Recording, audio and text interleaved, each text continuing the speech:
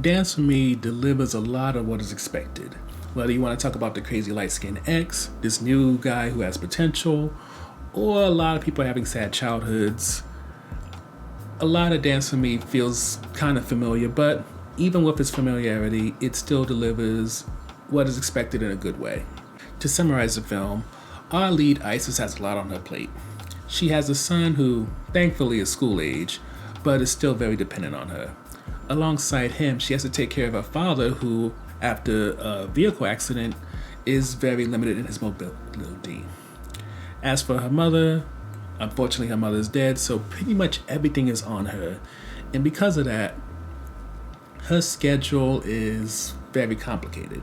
And it seems the best way she knows how to make money to pay the mortgage, keeps the light on and stuff like that, isn't unfortunately doing the artwork that she loves making, but instead being a stripper. Stripping, unfortunately, is something that for her is lucrative, but it also keeps her involved with a man named Seth who frequents the strip club. I think it's called Foxy Lady. And he repeatedly coerces her into a sort of Hustlers-like scenario where she is pushed to seduce a man, drug him, and set him up to be robbed.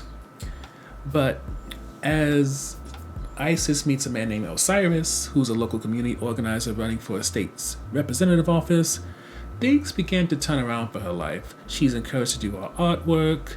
She is speaking with someone who understands the life she lives and doesn't judge her for it. But as much as it seems like her life is taking a turn, Seth really doesn't want to let her go because of all the potential that she has for his life. And that makes it so that anything that Osiris is trying to do, or even Isis is trying to do, is immensely complicated by this man's presence. As for why Dance for Me is rated TVMA, it's because there's cussing throughout. There's gun violence, fighting, blood, open wounds and gashes, as well as people getting drugged and robbed. In terms of sexual content, it's implied, and of course, it's strippers in the movie, so people in thongs and scantily clad. Outside of that, there's smoking and drinking. So, top highlight for us is definitely Jeremy Meeks, who I think a lot of people were calling Prison Babe back in the day.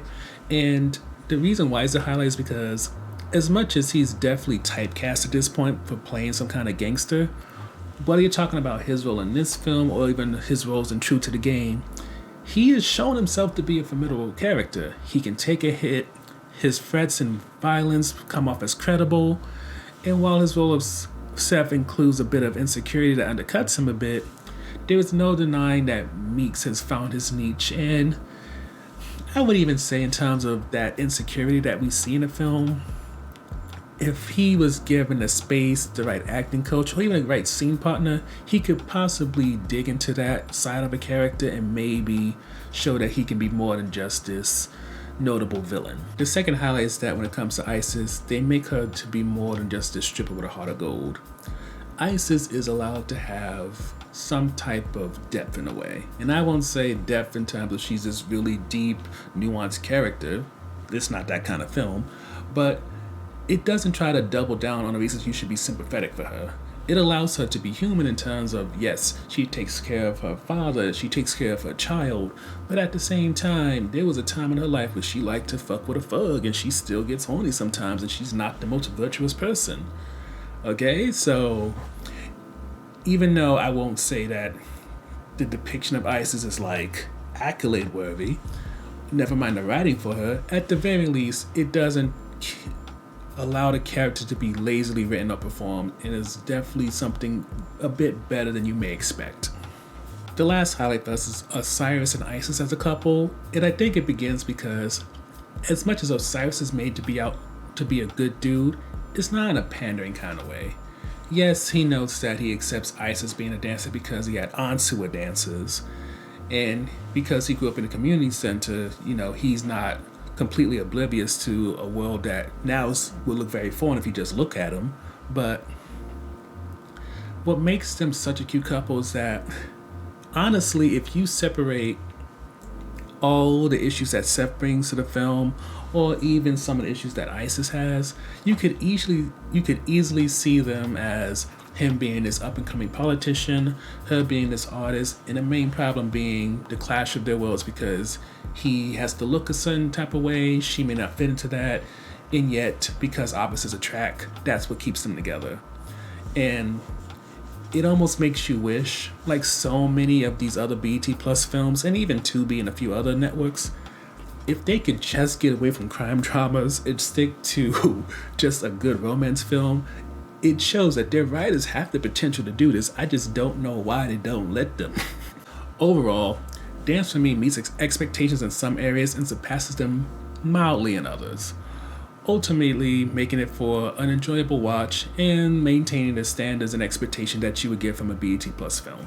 So how does the film end?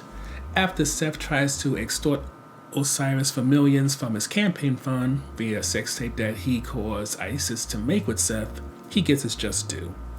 Isis makes sure both her father and son are taken care of and away from Seth's reach, and Mike, who is Seth's cousin, gives Isis a gun to thank her for, giving him the space to come out to her and her not judge him or anything. So, with gun in hand, she goes to where Seth and Osiris are going to meet, and by the time she gets there, it seems very much clear that in order to keep Isis away from Osiris, Seth was probably not only going to take the man's money, but also probably kill him.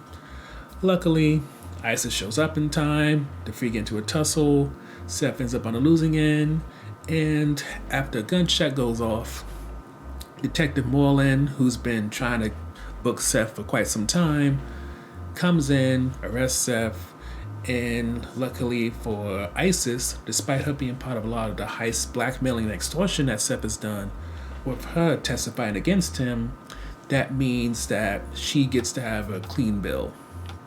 Now, as for all the other girls at the club who worked with her, was working with Seth, it's not clear what their fate is.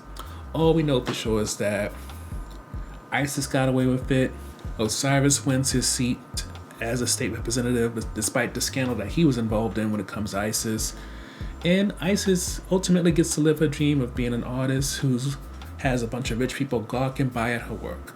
Now, as for sequel or prequel potential, prequel-wise, it'll be very interesting to see Seth's upbringing because he knows his mom was an addict, his dad is a hustler who died probably within a short time span between each other, and then you add in Mike being like a brother to him, even though that's his cousin, and Mike navigating his sexuality in an environment that didn't allow freedom of expression.